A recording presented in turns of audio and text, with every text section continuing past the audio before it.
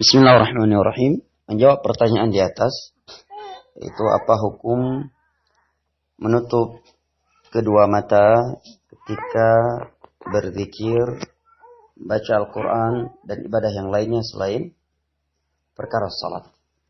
Dijawab oleh Syekh Muhammad bin Salih Al-Munajjid dalam fatwa beliau yang bernomor 22.3681. Kata beliau, la yu'rafu fi sunnah anna Nabiya sallallahu alaihi wasallam kana yaghmidhu 'ainayhi fi syai'in min ibadatihi sawa'un fi salati aw fi qira'ati al-Qur'an aw adh-dhikr aw ad-du'a aw al-khutbah aw ghairu dhalik. Tidak dikenal, tidak diketahui di dalam sunnah bahwa Nabi sallallahu alaihi wasallam itu menutup kedua matanya di dalam ibadah-ibadah beliau. Apakah ibadah salat, baca Al-Quran, zikir, doa, khutbah Jumat, ataukah yang lainnya. Bahkan kata beliau, taghmidul ainin fi salat makruh lil hajah.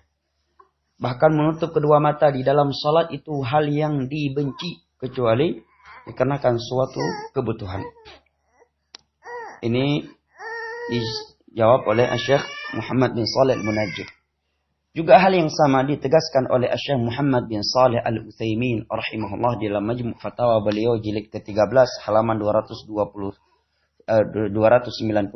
Kata beliau, taghmidul ainaini fi shalah dzakara ahlul ilmi annahu makruh. Menutup kedua mata di dalam salat telah disebutkan oleh sebagian ulama bahwa hukumnya itu makruh. Illa idza kana hunaka sababun mithl an yakuna amamuhu syai'un yashghaluh. Kecuali dikarenakan suatu sebab. Misalkan di depannya ada sesuatu yang menyibukkan pandangannya. Au anwarun safiyah qawiyatun tu'athir ala ainih. Atau di depannya itu ada cahaya-cahaya yang sangat terang yang mengganggu daripada matanya. Fa fi hadhil hali yaghmidhu ainaihi dar'an li hadhihi mafsadah. Kalau kondisinya demikian, maka tidak mengapa dia menutup kedua matanya dalam salat, dalam ibadah tersebut untuk mencegah kerusakan atau mafsadah yang timbul. Sebagian orang mereka beralasan bahwa kalau menutup kedua mata di dalam salat, zikir, baca Al-Quran itu lebih khusyuk. Berikut ini tanggapan Syekh Muhammad bin Shalih Al-Utsaimin. Kata beliau masih di dalam sumber yang sama.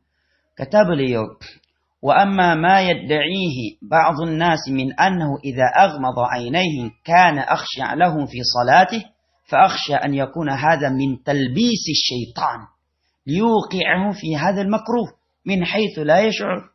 Adapun alasan sebagian orang bahwa kalau dia menutup kedua matanya itu lebih khusyuk salatnya, akan bisa lebih khusyuk di dalam salat, maka kata beliau, saya khawatir ini merupakan jeratan syaitan untuk menjerumuskan dia ke dalam perkara yang makruh ini sedang dia tidak menyadarinya.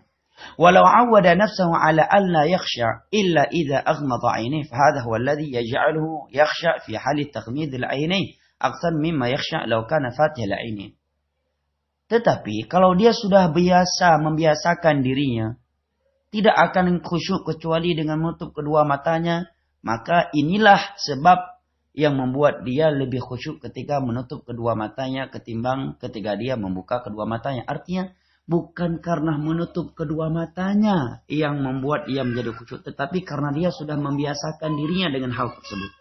Dengan bahasa lebih kasar, orang sudah terbiasa dengan kejelekan, maka tentunya dia akan merasa lebih nyaman dengan kejelekan tersebut ketimbang hal-hal yang jauh lebih baik.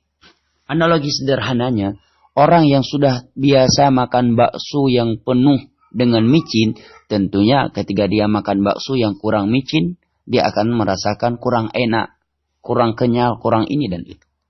Maka orang yang sudah terbiasa menutup kedua pandangannya di dalam sholat, dan dengannya dia merasa khusyuk, ketika dia membukanya, dia merasa kurang khusyuk.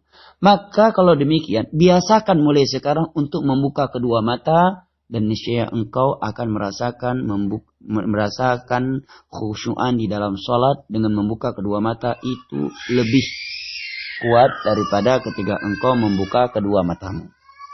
Ya, kesimpulannya bahwa menutup kedua mata di dalam salat dan ibadah-ibadah yang lainnya itu sesuatu yang menyelisih sunnah Nabi Shallallahu Alaihi Wasallam. Bahkan Syekhul Islam menerangkan bahwa menutup kedua mata di dalam salat itu menyerupai ibadahnya orang-orang Yahudi.